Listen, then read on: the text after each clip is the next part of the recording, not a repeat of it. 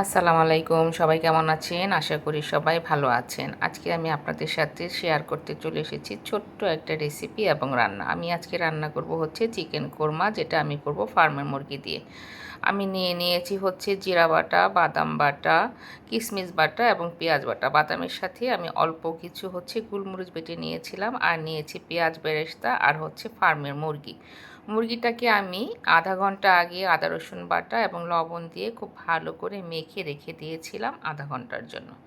এবার কড়াইতে তেল দিয়ে আমি মুরগিটা ভেজে নেব। তার আগে বলে নিই, আজ আমার ছোট ছেলের জন্মদিন ছিল, যার জন্য এই ছোট্ট একটা আয়োজন, আর সেটাই আমি আপনাদের সাথে শেয়ার করতে চলে এসেছি। আপনারা সবাই আমার ছোট ছেলের জন্য দোয়া করবেন, ও যেন ভালো মানুষের মতো মানুষ হতে পারে। আমার কড়াইতে তেলটা গরম হয়ে গেছে, এবার আমি মুরগিটাকে দিয়ে দিব। মুরগিটা দিয়ে আমি 5 থেকে 7 মিনিটের মতো ভেজে নেব। মুরগিটাকে আমি আগেই বলেছি, আমি আধা ঘন্টার মতো আদা রসুন বাটা আর হচ্ছে লবণ দিয়ে মেখে রেখেছিলাম। 5 থেকে 7 মিনিটের মতো আমার মুরগিটা ভাজা হয়ে গেছে, আর এবার আমি সেই ভাজা তেলে দিয়ে দিচ্ছি হচ্ছে তেজপাতা এবং গরম মশলা আর দুটো এলাচ, দুটো লং দিয়ে আমি তেলের মধ্যে এবার দিয়ে দিব হচ্ছে পেঁয়াজ বাটা।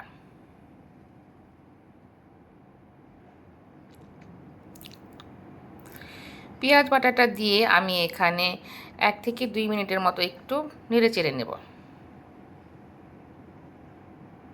তারপরে আমি অ্যাড করে নিচ্ছি আদা রসুন বাটা। এখানে আমি 1 চা চামচের মতো আদা রসুন বাটা দিয়েছি। যেহেতু এটা চিকেন কোরমা দুধে রান্না হবে, তাই আমি আদা রসুন বাটাটা একটু কম দিয়েছি।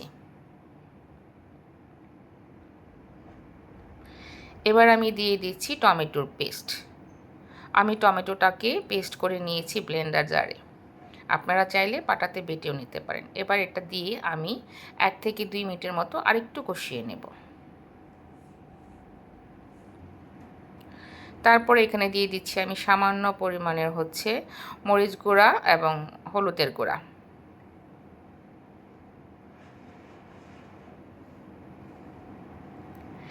আমি আজকে এটা হচ্ছে ঝাল কোরমা রান্না করব, তাই এখানে আমি মরিচ হলুদ ব্যবহার করছি। যদি এটা সাদা কোরমা হতো তাহলে আমি মরিচ হলুদ ব্যবহার করতাম না। এবার আমি মরিচ হলুদ দিয়ে এটাকে আরেকটু কষিয়ে নেব 1 থেকে 2 মিনিটের মতো।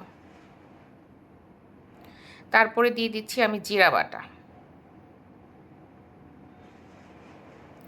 পরিমাণ মতো লবণ দিয়ে দিলাম। দিয়ে এটাকে আমি আরও 2 মিনিটের মতো মশলাটাকে খুব ভালোভাবে কষিয়ে নিচ্ছি।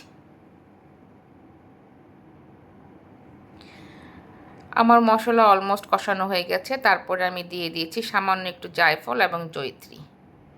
জায়ফল জয়িত্রী আমি নামিয়ে দিয়েছি। এটাতে খুব ভালো একটা ঘ্রাণ আসে রান্নাতে, একদম বিয়েবাড়ির মতো একটা ঘ্রাণ চলে আসে।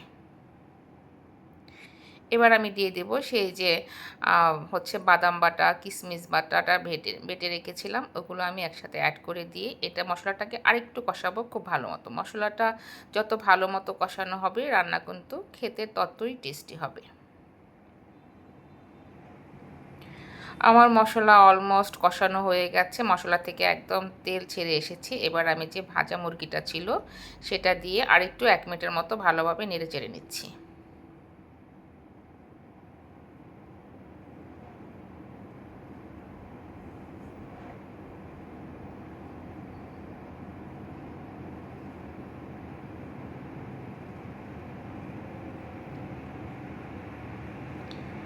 এবার এখানে আমি দিয়ে দিচ্ছি হচ্ছে পেঁয়াজ বেরেস্তা। তার সাথে দেব তো 3 থেকে 4টার মতো কাঁচামরিচ দিয়ে একটু ভালো মতো 1 মিনিটের মতো নেড়ে চেড়ে নিয়ে এখানে আমি দিয়ে দিব হচ্ছে দুধ। আমি সম্পূর্ণ রান্নাটা দুধেই ব্যবহার করছি, এখানে কোনো পানি ব্যবহার করছি না। আমি দুধে রান্নাটা করব, যেহেতু চিকেন কোরমা আর এটা হচ্ছে জাল চিকেন কোরমা, তাই আমি এটাকে দুধ দিয়ে রান্না করছি। দুধ দিয়ে এটাকে আমি ভালোভাবে নেড়ে চেড়ে ঢেকে রান্না করব 10 থেকে 15 মিনিটের মতো। প্রথমে 2-3 মিনিট আমি খুব হাই হিটে রান্না করব, তারপরে রান্নাটা আমি একদমই লো হিটে রান্না করব।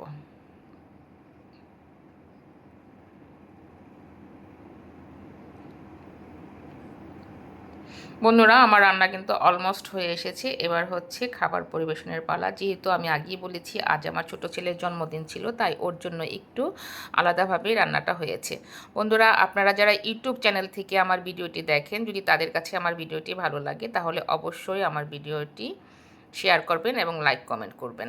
তার সাথে ছিল যে চিকেন কোরমা, তার সাথে ছিল হচ্ছে ডিম আলুর কাটলেট বা কাবাব যেটাই বলেন। বন্ধুরা, ইউটিউব থেকে যারা আমার ভিডিওটি দেখেন তারা অবশ্যই আমার চ্যানেলটি সাবস্ক্রাইব করবেন, ভালো লাগলে লাইক কমেন্ট শেয়ার করবেন এবং ভালো না লাগলেও কমেন্ট করে জানাবেন যে ভালো লাগেনি। আর যারা ফেসবুক পেজ থেকে দেখেন তারা অবশ্যই আমার পেজটি ফলো করে যাবেন। ধন্যবাদ এতক্ষণ সবাইকে কষ্ট করে আমার ভিডিওটি দেখার জন্য।